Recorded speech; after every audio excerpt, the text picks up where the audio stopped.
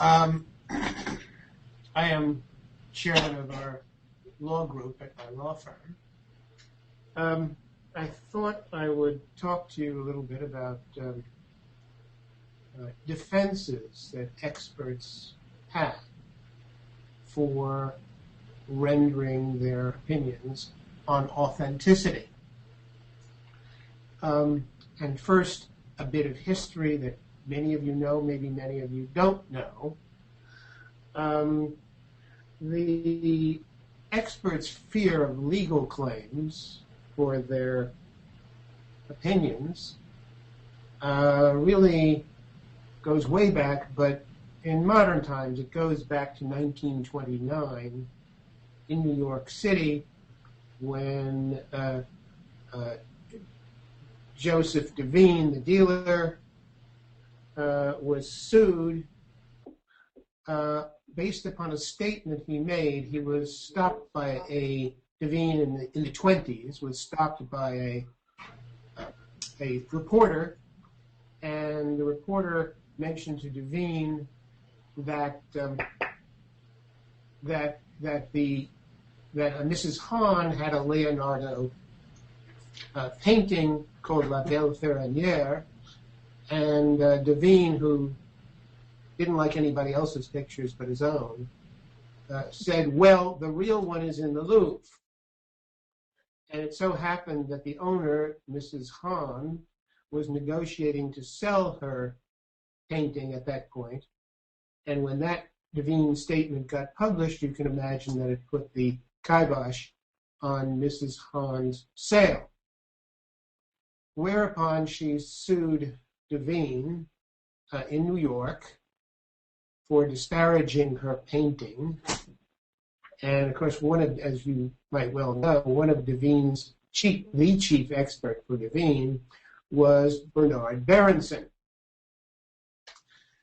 And the trial went on for several years because taking information about the matter, the Berenson convened with Devine in Paris, where they looked at the Louvre painting. And ultimately, back in New York in 1929, the jury was so fully confused by the arguments, pro and con, that the jury, in effect, hung up on the decision, and the judge ordered a new trial, whereupon Devine said, I'm not going for another trial here. And he settled with Mrs. Hahn for $60,000. $60,000 in 1929 was probably, you can do the math as well as I, but my guess is we're talking close to $1 million in value in today's dollars. Well, what the art world took from that Hahn-Devine lawsuit was, as Ted Stebbins said, that opinions are dangerous things to give. And so since 1929, it's not a recent vintage, it all goes all the way back more than 80 years ago, art experts have been concerned about their liability for rendering their judgments or opinions about works of art. I don't have to tell everybody on this webinar here that of recent date has become a higher profile because of the Warhol Foundation, the Pollock Krasner Foundation litigation, number of other litigations, but those issues have been there at least in the courts for at least the past 80 years since Hahn-Devine. So now the question really for you curators, independent and affiliated with museums and otherwise, is how you best protect yourself from a claim. Now, first of all, let's be clear. In our society today, in America, the UK, even in Western Europe and Japan, basically, you can't stop someone from suing, all right? Just as you could get hit by a car crossing the street, or an ambulance, or a beer truck, you still cross the street. So you need to put this in perspective. If you're in this area and you wish to, or if you have to authenticate works of art, the best way to do that and protect yourself is to know what your defenses are. And of course, and we'll go into those defenses in just a moment. The response to the fact that there are not too many people, and in fact no one I know, no one I'm aware of, no expert has been successfully sued, the expert reasonably says, well, yeah, nobody's been successfully sued, but the cost and aggravation of a lawsuit. Well, that's true, the cost and aggravation of a lawsuit. But as I say, we've set up a society where courts make these ultimate liability decisions, and that's the world we live in. So best to figure out what your defenses really are. Well, what are some of those defenses? First of all, if some individual or group of individuals approach you as an expert for your opinion on the authenticity of their work of art, very simply, you simply say, if you wish to do it, I'd be happy to do that for you, but I'd need you to sign my little form of agreement that says you agree in advance not to bring a claim in court against me for my opinion or my refusal to give you an opinion on the authenticity of your work. That sounds like a bit of a burden, but I've actually never heard of, in all my years of doing this, I've never heard of anybody refusing to sign an agreement not to sue. It's not 50 pages long. It's not like a bank loan agreement. It simply says, in plain English, I will not sue you for your opinion on the authenticity or your refusal to give an opinion on my particular work of art, I being the owner, all right? Now, and those agreements, let's call them no-sue agreements, have been upheld by courts. There's a decision going back in New York, which I'm sure would be followed by every court in this country and probably every court in the industrialized world, that says those agreements not to sue are enforceable. And of course, the teeth in the agreement is that it is a contract between the applicant, the picture owner, or the artwork owner, and the expert. And like any other agreement that is breached by, if in this example, if the owner were to disregard the agreement, then he sign and sue, there would be damages for breach of that agreement. And the damages would be the legal fees involved in defending the lawsuit, all right? So it's a very, very persuasive mechanism to avoid lawsuits by owners requesting expertise on works of art. And don't be put off by there was a judge's interim opinion on a no-sue agreement utilized by the Andy Warhol Foundation. But that technically was in the context of an assertion that the Warhol manipulated the market, which of course it didn't, and the judge so held.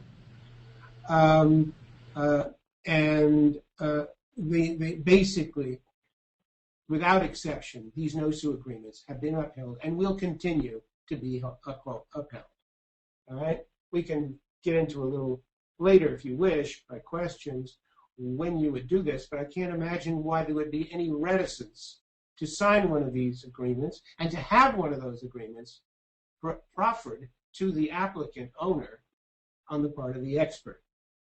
Now, that's where an individual owner comes to the expert. what about more general circumstances where the expert is rendering opinions? Obviously, experts render opinions when they're doing catalog raisonnés. They render opinions when they do retrospective exhibitions. They render opinions in all kinds of circumstances other than a specific request, which we just covered, for an opinion on the authenticity of the piece. And then, of course, is another category, which we'll get to in a moment, called the unsolicited opinion. Joe Devine's opinion was an unsolicited opinion. And of course, that's the most dangerous kind of opinion to give, because you don't have the opportunity to get a no-sue agreement signed.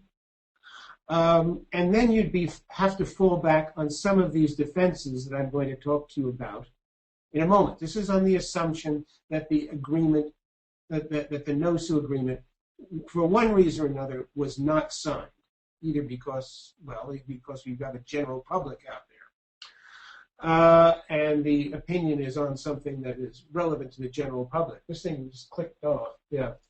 Okay. You may have heard that back in 2007, 2008 or so, we had a little a recession called the Great Recession.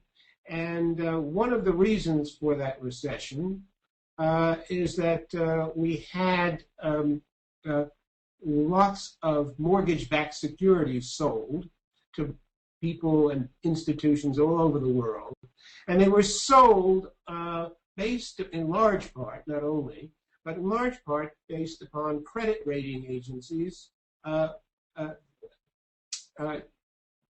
rating these bonds as AAA bonds, or the equivalent to U.S. government securities. And with that rating, then these mortgage-backed securities, many of which subsequently went belly up, could be sold in the U.S. and around the world. You will not be surprised to know that they're out in a California federal district court. There is currently a lawsuit against a couple of the credit rating agencies, saying that they were negligent in their opinions, and they were liable for that negligence in rating those securities AAA. Now, what's interesting for us here is that the defense of the rating agencies is that, well, we did the best we could, but anyway, even if we were wrong, these ratings were just opinions. Just opinions, all right? And as opinions, they are protected by a little thing called the First Amendment to the U.S. Constitution.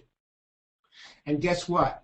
They have a lot of legal authority on their side. The U.S. Constitution, under the First Amendment, does indeed protect freedom of speech, which includes opinions. All right? Now, what happens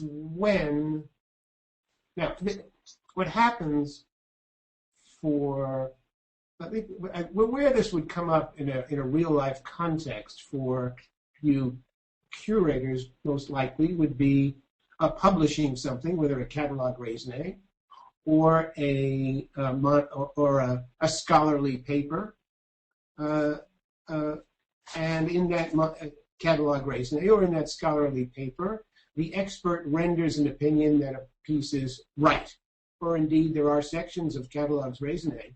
The Pollock catalog raisonné has a false attribution section. That since has gone out of style, but there's certainly by leaving something out of the catalog raisonné, that's a statement quite clearly understood by the art world that the piece is not right. Those publicly disseminated papers, catalog raisonnés, scholarly essays are matters of public interest. And you say, well, what's the relevance of that? Well, matters of public interest are entitled to First Amendment protections. Private matters don't automatically get First Amendment protection. What do I mean by private matters? One owner comes to an expert and says, I'd like your opinion, all right? But a matter that by definition published to the whole wide world or to the art world is a matter of public interest. And constitutional law in this country, and not expressly in other countries, but I suspect more or less along the same theories, protects those publicly expressed opinions. And the only way that a person wishing to sue on that publicly important matter can win is by proving something called actual malice, constitutional actual malice. Now, that doesn't mean what it sounds like it means, namely, you didn't like the other person. That's not what we're talking about. Actual malice in constitutional law is a actual knowledge of the falsity of your opinion or your statement, or a reckless disregard of the truth of your statement. Now that, as you're saying to yourself, that's pretty extreme. I wouldn't do anything like that, and most responsible people wouldn't. You don't have a reckless disregard for the truth, and you certainly wouldn't publish something with an actual disregard of its falsity, all right? But that is what the plaintiff would have to show, namely your actual malice, your actual constitutional malice, to be able to succeed in a lawsuit against you for your publication. Now, one of the problems here is that many things that experts do outside of something publicly published is typically the private arrangement where an owner comes to the expert and said, I'd like your opinion on this. That private opinion would not be constitutionally protected because by definition, it is not a matter of actual public interest. It's a matter certainly of interest, but not public interest. So in that circumstance, the expert cannot rely upon his actual malice defense. And that's why private arrangements, private agreements, private no-sue agreements become so important for experts to get signed, because you cannot defend and take advantage of the actual malice defense in the private circumstance. Okay, thank you. I see I have one more minute. I guess then with one more minute, that'll be just about right. So what do you do in the private situation? What you do is you rely upon a whole line of cases, court decisions, that say, well, if you set out the reasons for your opinion, all right, you may be wrong about your opinion. You may even be wrong about the reasons. But as long as you set out the reasons for your opinion, that becomes, even in a private situation, a constitutionally protected opinion. And thus you can be dead wrong, absolutely dead wrong. They can even show that you were negligent, but your opinion is still constitutionally protected. So what this suggests is, it doesn't mean you have to write an essay every time somebody comes into you for an expertise. It means you should probably say, in the absence of a no-sue agreement, you should probably say, set out the basis for your opinion. Simply saying it's an opinion without the basis for the opinion is not, I repeat, not a protection. All right. Thank you so much. Thanks for your comments.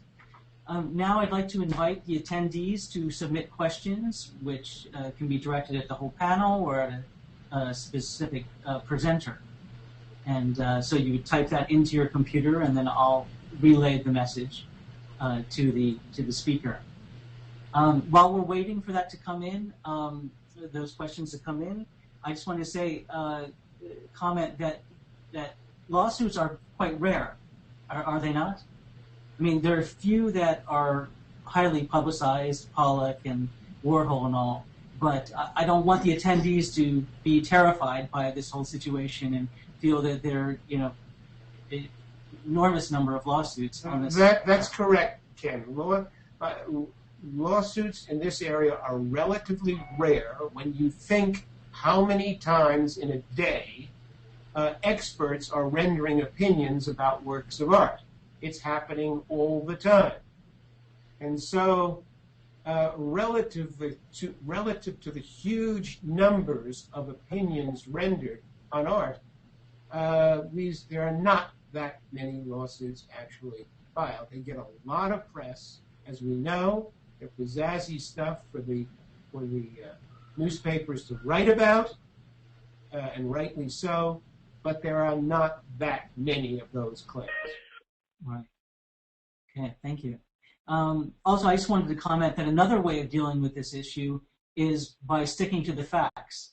That's what I try to do. If someone asks my opinion or something, I'll say, I have no information on this piece, or I have nothing in my extensive files about this particular painting. And they appreciate that. It doesn't necessarily help them, but it does give them some indication of where that piece stands. So, or I'll recommend that they have it tested chemically by a conservator to determine the type of paint that was used, because that can instantly rule out a painting, at least in my the areas I've worked in, as being authentic. So let's see. Again, if there are any questions from attendees, be happy to. You might not see about a no-sue template agreement. Two members have asked that question. Oh, okay. Oh, I wasn't seeing. Okay. Sorry. So this is the question right here. Okay. Any advice on drafting a basic no-sue agreement? Well, I guess there isn't. Yes. Go ahead. My advice on drafting a no-sue agreement is do it in plain English. It's very simple. It's a simple declarative sentence. I will not sue you on account of your opinion or failure to render an opinion with respect to this work of art which I have submitted to you. Signed, very truly yours, Mr. Owner. Simple as that. Right. I've seen these waivers and no-sue agreements. Not a waiver, no sue. But they don't have to be long. I've seen them half a page or less. So I just did one in one sentence. Right. Exactly. So, okay, here's a question. Assuming that many curators present today are employed by museums, I would be interested to know how many have policies in place for offering curatorial opinions regarding authenticity. I'll set up a poll and ask that question. So Sally will set up a poll for people to answer that question. Okay.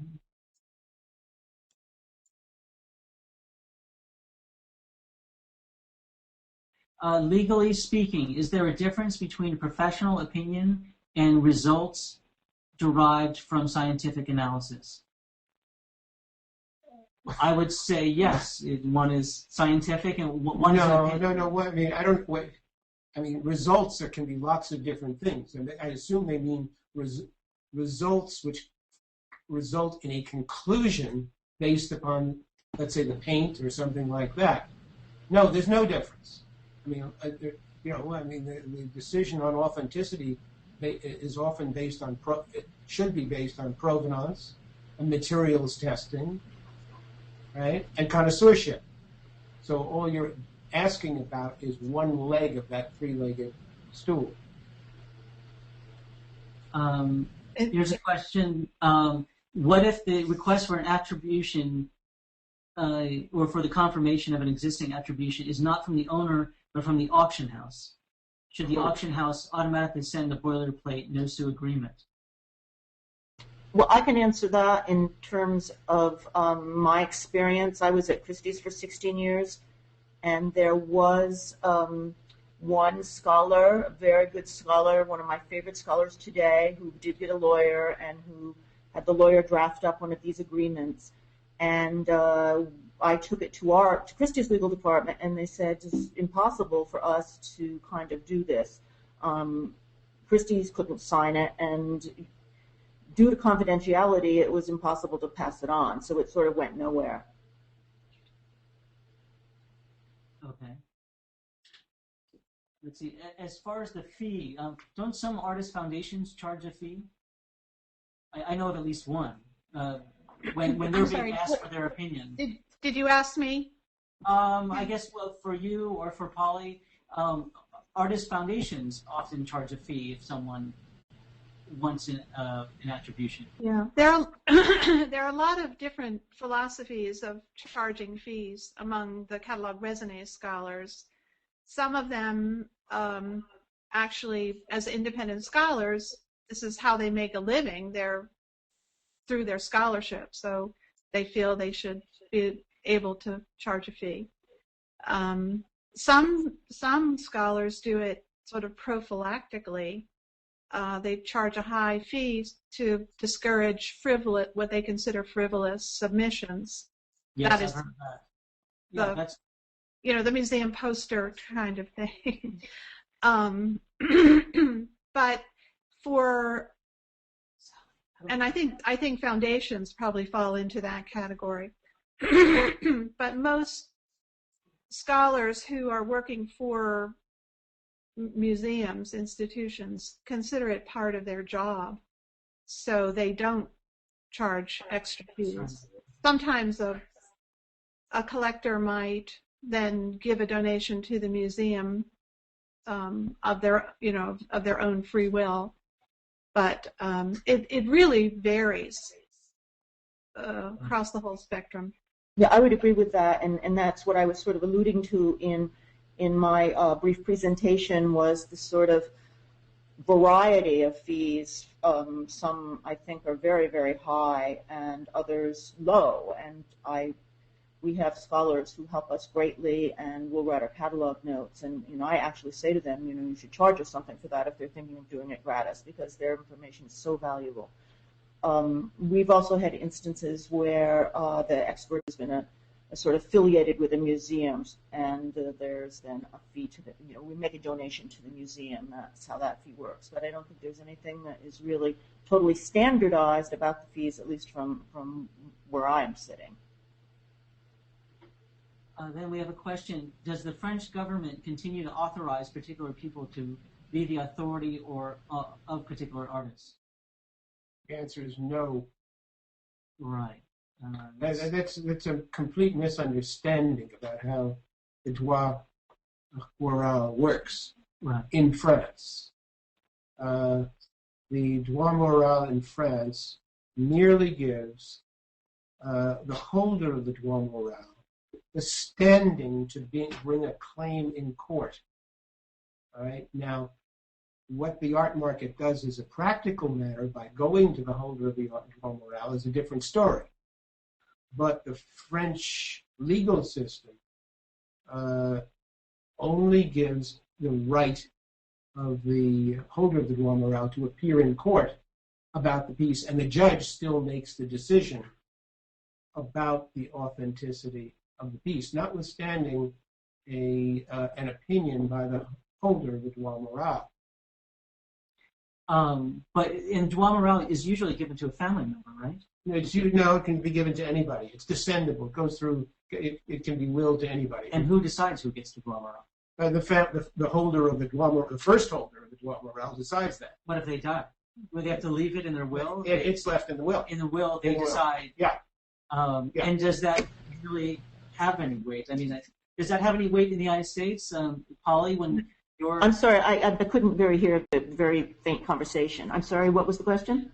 Dealing with French works, how do you respond to holders of droit moral, people who say that they have the right to pass judgment on a particular work?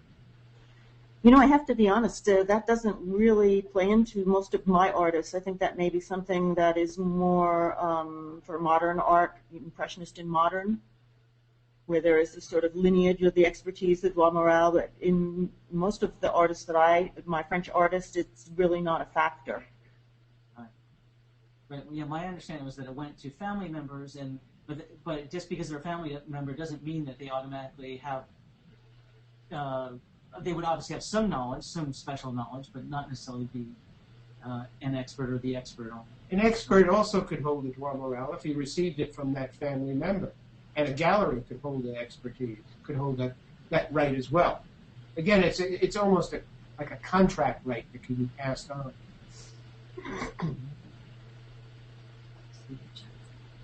This one? If authenticity is not in question, but a curator is asked to offer an opinion on the importance of a particular work, are we putting ourselves at risk by voicing an opinion? It's interesting. So that's a qualitative kind of question. That typically happens with multiples in the print and photograph world rather than in the unique work of art world.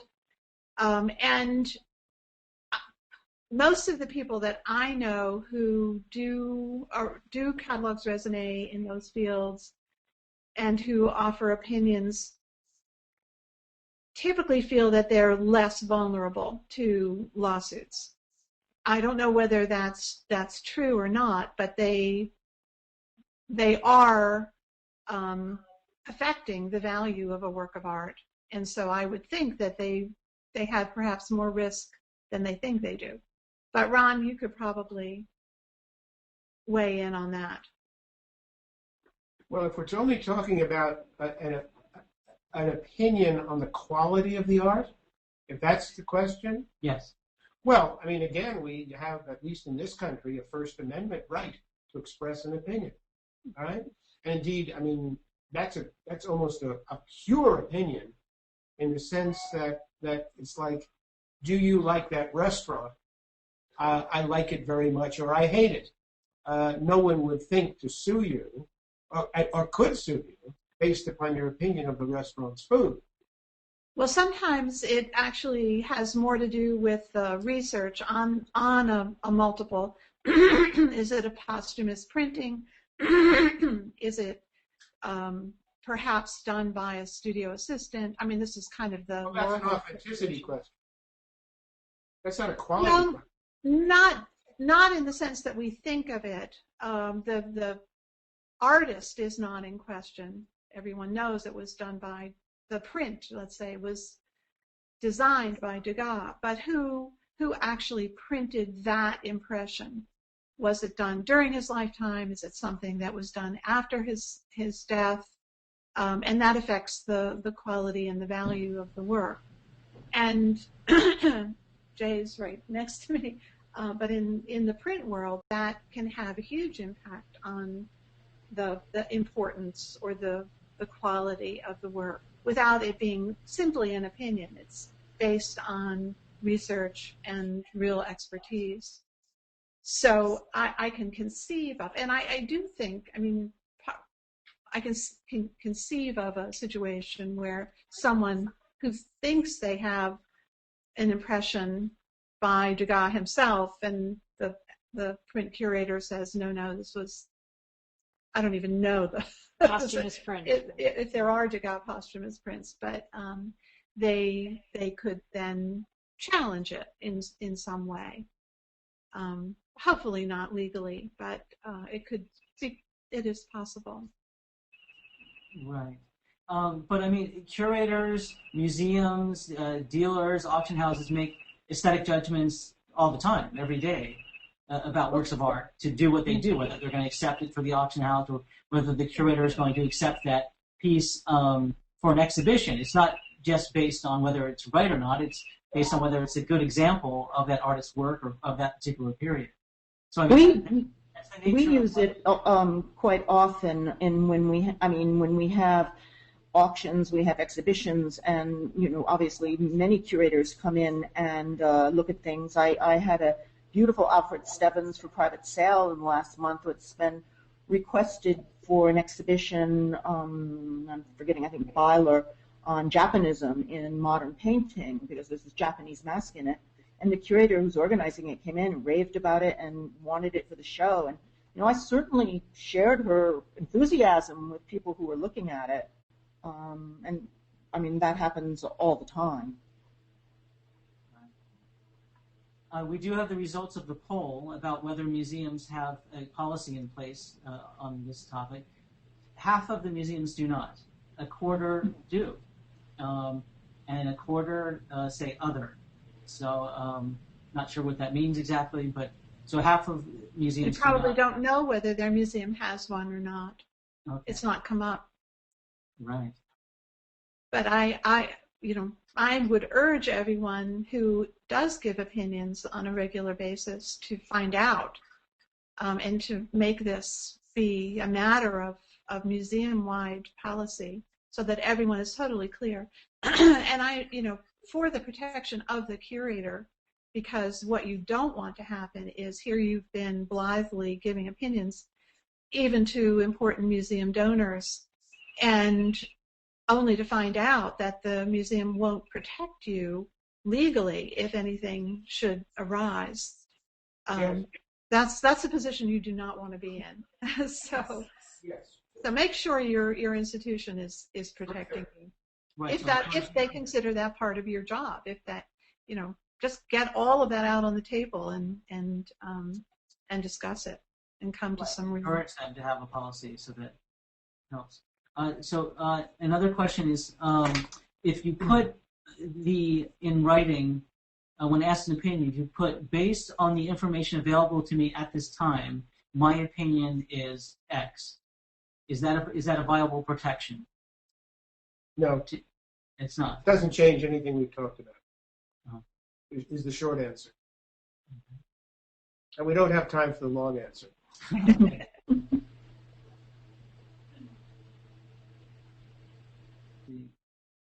If authenticity is not in question, but a curator is asked to offer an opinion on the importance of a particular work, are we putting ourselves at risk by voicing an opinion? Yeah, we've done that. Oh, whoops, sorry. There's one. This one. As a curator of European art, I sometimes have to give opinions to owners that are based in Europe. We have talked essentially about the U.S. legal context so far. Could you please give us a sense of the legal situation that offer a question, but a curator is asked to offer an opinion on the importance of a particular work? Are we putting ourselves? Here it is. Sorry. Legal situation in the European Union. In the European Union. Well, she can see it and we can't see it. Okay. Sorry, Well, I'll send it to all. Well, I mean, in a number of European countries, it is not easy to bring a lawsuit. The court systems require a substantial deposit with the court related to the amount of the claim. And also, as opposed to the U.S. system and the UK system, the loser of a lawsuit ends up paying the winner's legal fees. So as a practical matter, in many European countries, there is much less likelihood of a claim, except if the claim is a real one backed by substantial facts. Another question. Question over attribution. Dealer states one attribution, supplemented with an authentication from 15 years ago. Second scholar, I know, trust, states it is workshop. Painting on a long-term loan, and I need to write a label. Painting is ultimately for sale. Am I treading in Duveen territory if I write studio on the label? Well, why wouldn't you put both opinions down there?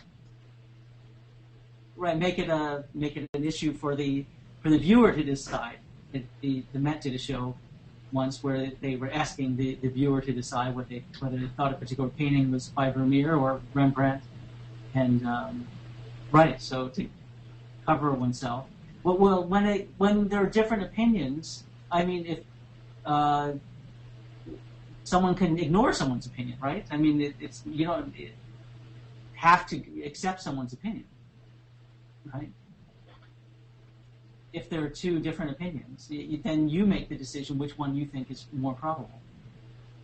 I know in the auction world, especially this happens with old masters, if you read the catalogs and the way that the notes are written, you know, they really do assemble as many opinions as possible, pros and cons, for the authenticity of something. So it's really sort of just completely there for everyone to see. But nothing is left out if Sotheby's respects the scholar who's giving the opinion.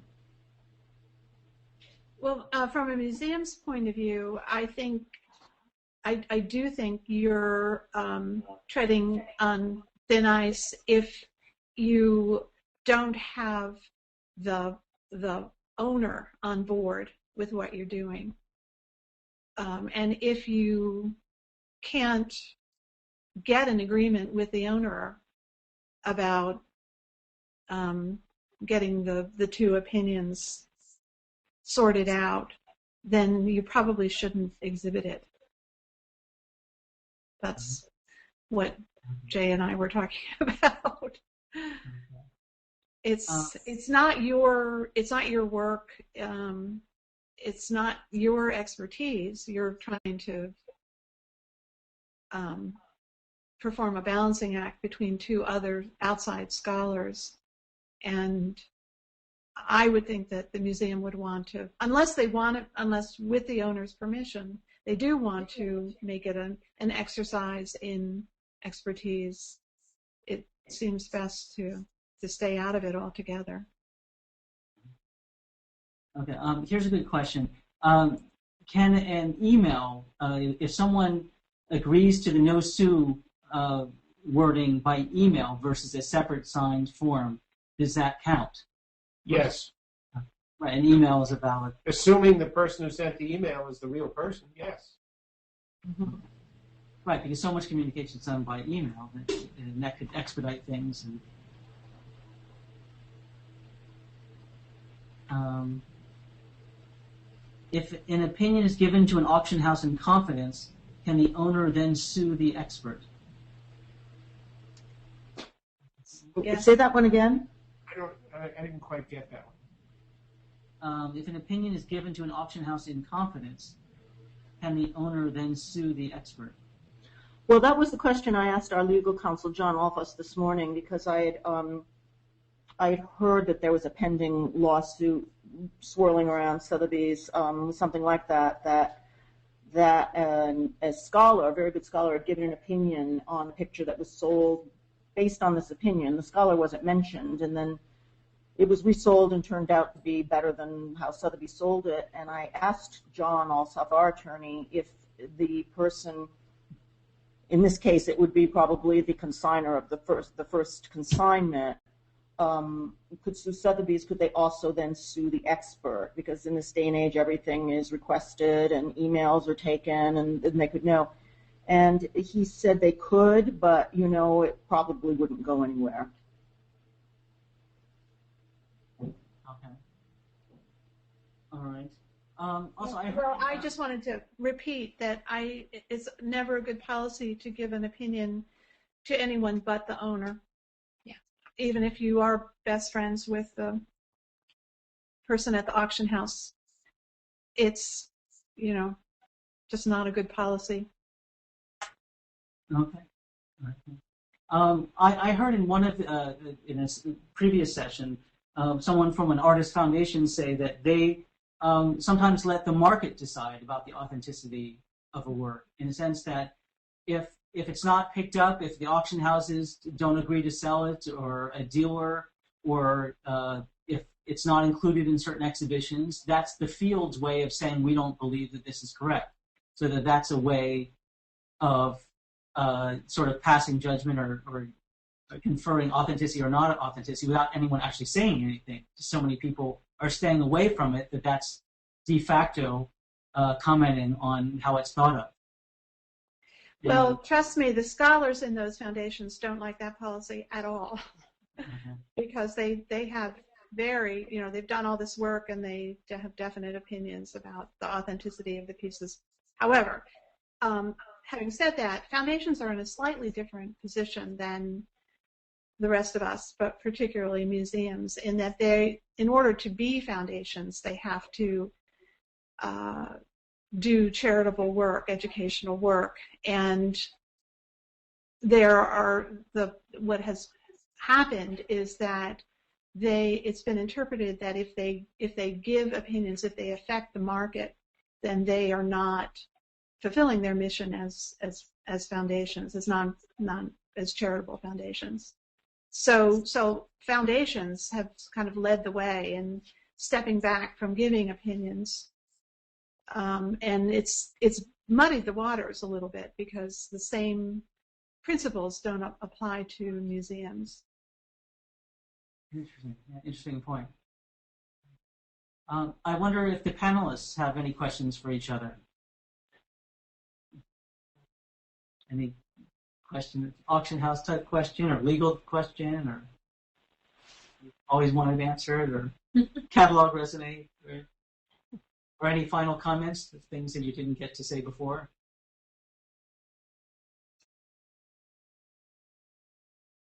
Well, I did have a question. When I think of, and I don't know how many people or how many museums still do this, make their curators available to the public on certain days or whatever for people to bring in works of art and give some sort of opinion. Usually it's what I would call suggestions for further research kind of opinion. That is to say, oh, well, I think this is Italian, not French, which is hardly what anyone would consider an authentication. But in some cases, you might overlook something. If you can spot something that you think that person really ought to pursue, they don't know what they have, but it looks like it should be something better. I mean, should be something good, and they should follow certain steps to find out more about that object. You may not, as the curator, you may not know anything about those kinds of objects, but you can give them suggestions about where to go and who to contact. But if you happen, okay, this is complicated, but if you happen to miss something, like somebody brings something in and it looks like a child's drawing to you, and it turns out to be an early Cy Twombly, and they pass it on to somebody who then puts it up at auction and finds out it's a Cy Twombly, and they make a lot of money off of it. To what extent should you protect yourself in those situations, which seems so casual and seems so, just genuinely for the public good? If you happen to miss something, can you be held responsible for that? So that question is for Ron. Well, I mean, there's a couple of cases out there in England, and basically called "The Auction House Misses a Sleeper."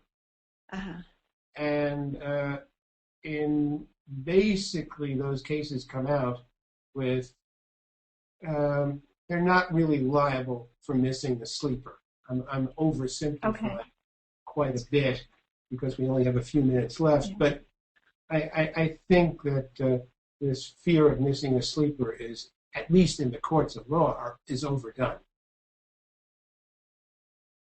That's an interesting question. Yes. So, that affects, obviously, the seller in a dramatic way. All right. So there's a question. I am in charge of Lloyd Goodrich's archive of catalog resume correspondence for Thomas Aiken's work. Can I refer to Goodrich's earlier judgments, probably from a time when the work was owned by another person, or is this private and confidential correspondence? Well, in our letter of opinion, our opinion request letter, we asked the owner to give us permission to publish the work and the opinion in any way that we see fit. I mean, that certainly doesn't cover the current owner, and that is a problem when works of art do change hands. But I would think that we would be covered, at least from in the formulation of our initial opinion.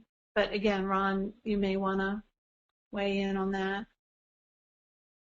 Well, I'm not sure where this confidentiality requirement came from in this example. If the opinion was given 40 years ago confidentially, is the question, can it be published today as part of the correspondence of the expert?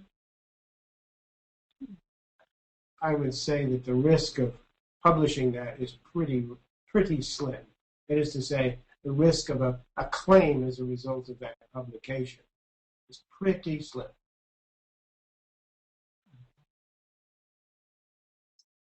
All right.